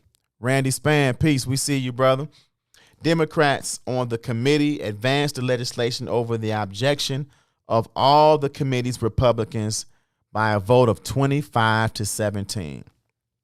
So that push, which we've been trying in this country to get since it was promised to us right after the Emancipation Proclamation, was that we would get 40 acres and a mule. That was part of the reparations discussion then, and it's being pushed right now. So we hope and pray that those that are advocating for it continue to receive these victories as it continues to move forward. And we appreciate Rep. Sheila Johnson Lee, who is now the lead sponsor of that bill. She took the reins from John Conyers and to keep the bill going. And our people here, you know, we have some people here who've been a big part of the movement. You have NCOBRA, and you have the National African American Reparations Commission that is convened by Ron Daniels. And then, of course, NCOBRA has some affiliates here. And shout out to Cam Howard, who has always been an advocate for reparations. And if you all don't know, Danny Glover, the actor Danny Glover, has been a big part of that push as well. So we appreciate him and them and the continued fight for reparations. And like the Most Honorable Elijah Muhammad stated, the idea of reparations, right, it gives, when we talk about what it looks like, it gives you an idea of what it would look like and what we should be demanding of this government, and then also what we should be doing for ourselves, right? So, but if this country is serious about reparations, then you can find the demand on the back page of the Final Call newspaper, the second to the back page, page 39, what the Muslims want. And many of the activists who have talked about reparations have identified and talked about that point in message in this publication here, the Final Call newspaper, where on the back page in the Muslim program, it talks about what reparations would look like. The Most Honorable Elijah Muhammad says that we want our people in America whose parents or grandparents were descendants from slaves to be allowed to establish a separate state or territory of their own, either on this continent or elsewhere. We believe that our former slave masters are obligated to provide such land, that the land area must be fertile and minerally rich. We believe that our former slave masters are obligated to maintain and supply our needs in this separate territory for the next 20 to 25 years until we are able to produce and supply our own needs. So that's kind of like that. I mean, that is what reparations would look like, our own country. Since we already are a nation within a nation, since we already have two Americas, separate and unequal, then we should take our separate selves and build communities where we can be self-sufficient. That was the beauty of Black Wall Street, and that's why it was a threat, and that's why it was bombed. The first bombing in America was bombing Black people being independent and self-sufficient. So I know that's why some people may be afraid to be independent and self-sufficient, because we fear the repercussions of that, and we are hoping that maybe if we stay quiet and stay at home with massa, that they'll try one day to treat us right. But here it is, we couldn't even celebrate George Floyd, and we have another incident of a poor young girl being fatally killed by a police officer. She was wielding a knife. She have a taser. I mean, a warning shot in the air. Just announcing your presence may have settled her. But you went for the kill blow on a 15-year-old girl. So again, they were just finishing the prayer. Reverend Al Sharpton and Reverend Jackson and Attorney Clump they were just ending the prayer, celebrating the victory of George Floyd's killer. And now we have another incident and the countless other incidents that we have in our community of police officers wrongfully killing a so-called citizen of this country. So, but now let's go to another story that I think is worth talking about today. This is a final call story. I don't have my friend, Sister Toure Muhammad, with us today, but we still are going to go over a few final call stories today. That previous story was written by Brother Askia Muhammad, and then we have one here from Sister Anissa, buying, restoring our neighborhoods for ourselves. And this gets me really excited, because this is something that I am really focused on. This is one of the, if I give you a little insight, this is one of the reasons why I am studying and continue to study and have put so much time and effort and energy into getting my real estate license and learning this real estate game. We've already closed. We have one family we got into a home. We're working on a couple of other families to get them into a home. We are so excited. Peace, Brother Boosie. We see you, brother. We're so excited about getting helping some people sell their home. So, but the big picture, right? Of course, I got to get out here and hustle and make these connections and learn and understand some of the ebb and flows of real estate, because I want to be able to, I want to be like a fullback, right? Like a fullback who is gonna open up some holes for the running back to get through. I want to put a few people on their back that's trying to get to my running back, man, and knock them down. I want to be like just opening up a hole for them. I'm gonna go old school like Matt Suey. My people don't remember Matt Suey, man. Just open up those holes for Walter Payton. So, but anyway, we want to do that in this real estate game. And so you have this is a situation out of Memphis. So Dr. Carnita Atwater, let me talk about this story real quick. She has been battling the city of Memphis over the city's comprehensive growth plan. Only she accuses the city of leaving New Chicago, a predominantly black neighborhood in North Memphis, out of the plan. Dr. Atwater is the executive director of New Chicago Community Partnership Revitalization, CDC, and she, along with others across the country, is working to rebuild the wasted cities where black people live. See, how many of us know? Boosie say, now is the time to buy. I'm in real estate. Prices are going to go up. There is no inventory. Exactly, brother. Inventory is extremely low right now.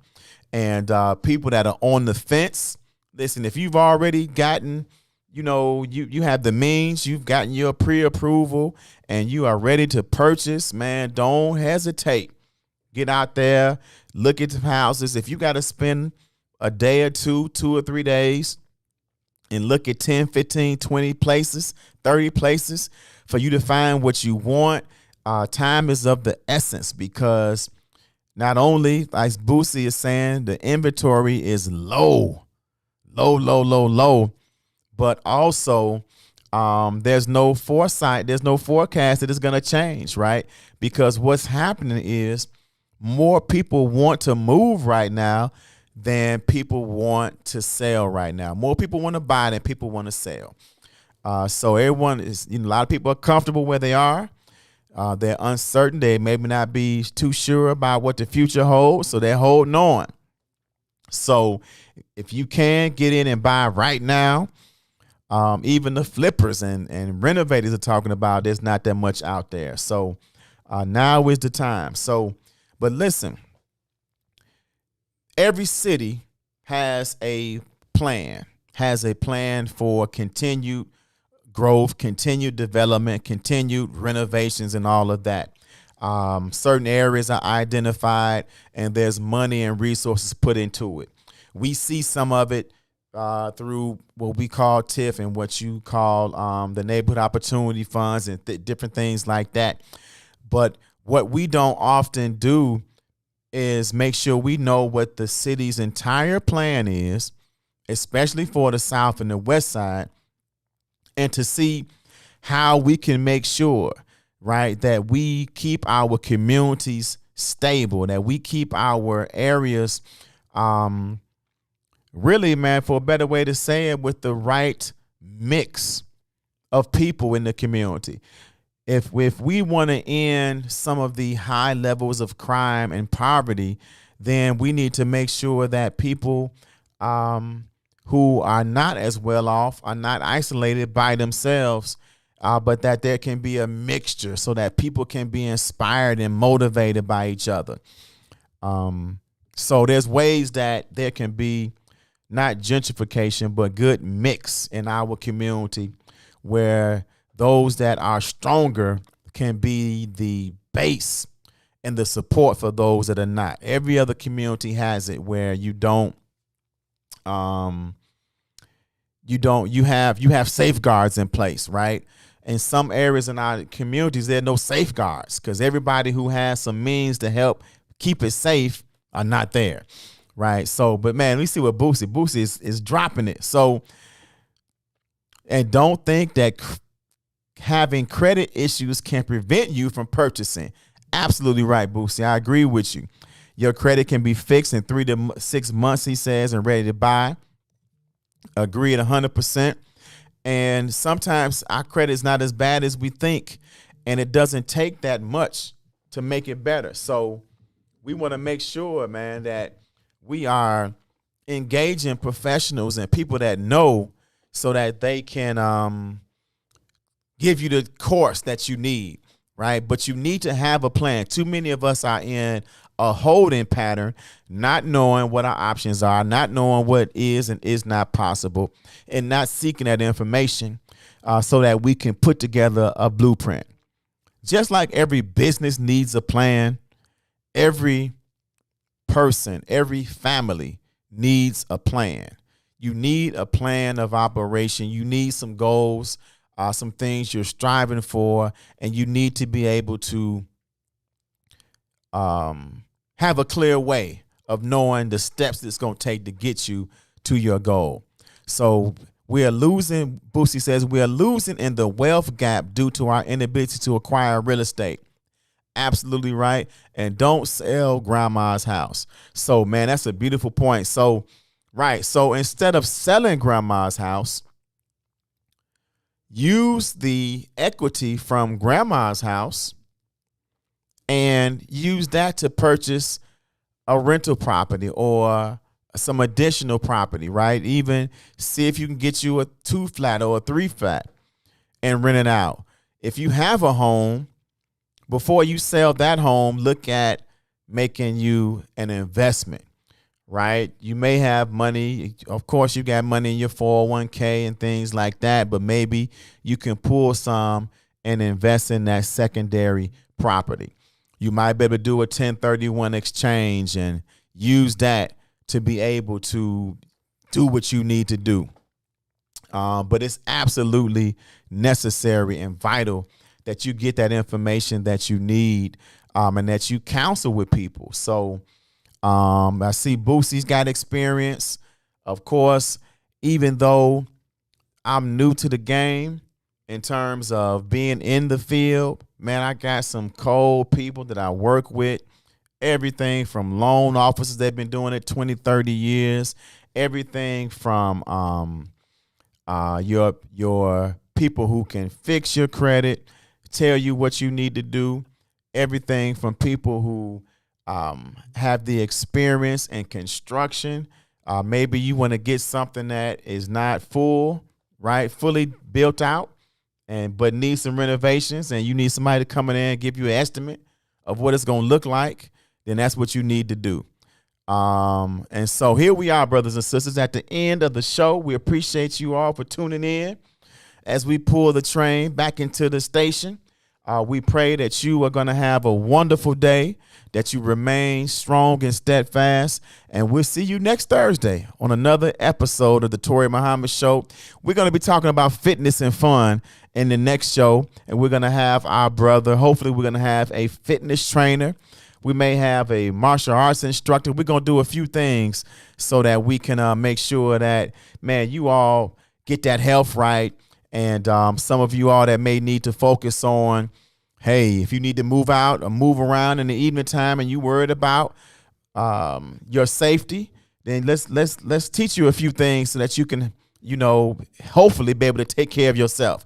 So with that, we out of here, brothers and sisters. Thank you all, and we'll talk to you soon. Never forget that as long as I got a bowl of bean soup, you've got half. Peace. WIIFTBP.